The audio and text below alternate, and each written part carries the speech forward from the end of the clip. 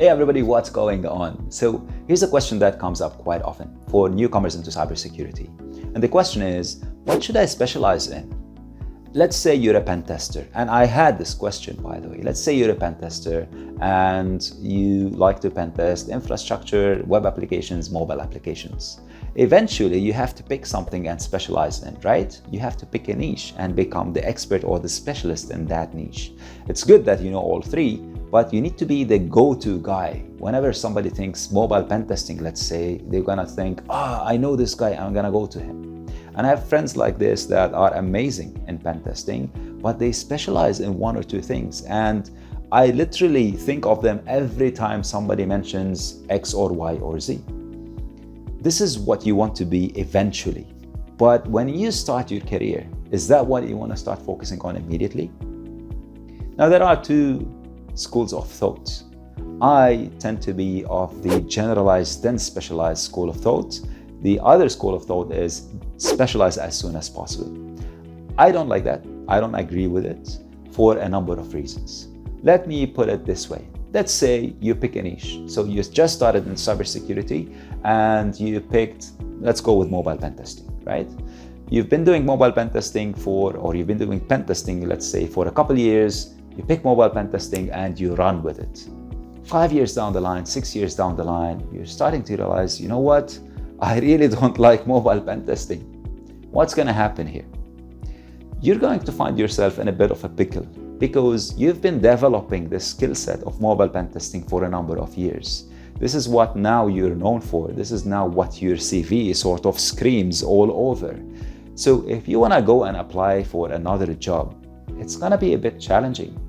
If you want to go and look at other roles, you're going to feel a little bit less confident. Like, I haven't done, let's say, application pen testing in many years. Do I still have it? Do I still have the skills? I haven't done infrastructure pen testing in a number of years. Do I still have the skills? Can I still apply for this job? You're going to find it pretty tricky to get out of this and go back to generalizing. Whereas if you look at it from another way, and by the way, book recommendation, there's a book called Range that I highly recommend that talks about this in so many different perspectives and angles. And I absolutely love this book. I read it a couple times and I'm reading it again now for the third time.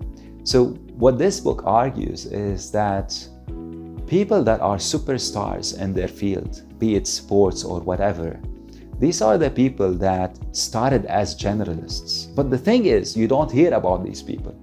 Because in our society, in our media, in our social media, what we like to hear about is somebody who was born with a talent at 2 years old, picked up a golf club and never looked back, and now he is the world superstarist in golf. I don't know if that's a word. I think I just invented the word, right? This is what we love to hear about.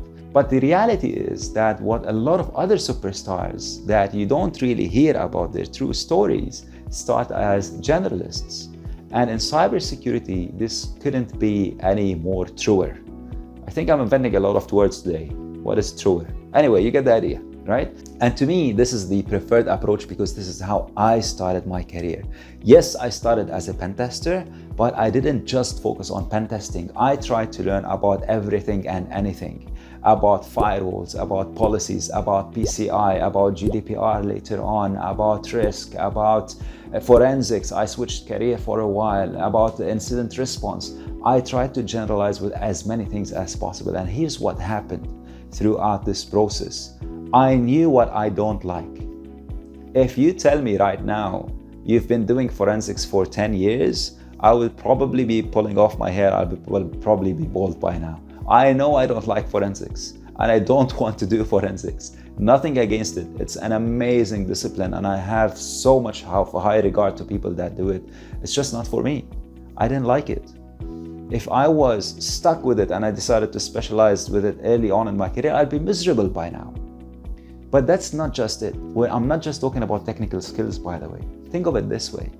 As I was progressing in my career, I had to learn things like communication skills, presentation skills, technical writing skills. Now, to you right now, that might sound, a little bit unnecessary. Like, why do I need to learn all of this? Let me focus on my technical skills. But let me sort of jump forward 10 years from now. Think about it 10 years from now. When you want to apply for a role that is a little bit more on an executive level, a little bit more strategic, a little bit more of a principal role, what do you think do you need? Is it just technical skills? You'd be very wrong. You need to know how to manage people, how to manage your customers' expectations, how to communicate with them, how to communicate with legal departments, with procurement departments, how to respond to RFPs, how to write proposals, how to present findings, and the list goes on and on and on and on. So it's absolutely crucial and important if you want to progress in your career to start with a little bit of generalization.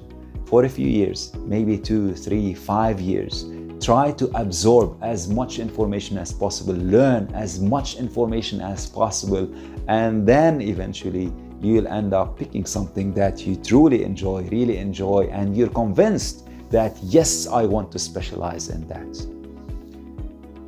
Now, it's very important for you to realize that this is not set in stone, right? So even if you pick a niche, pick something that you want to specialize in 5 years from now, it's absolutely fine if you want to change it another 5 years from now, after 10 years. But that's a conversation for another video. So that's it from me for now, and I will see you soon in another video.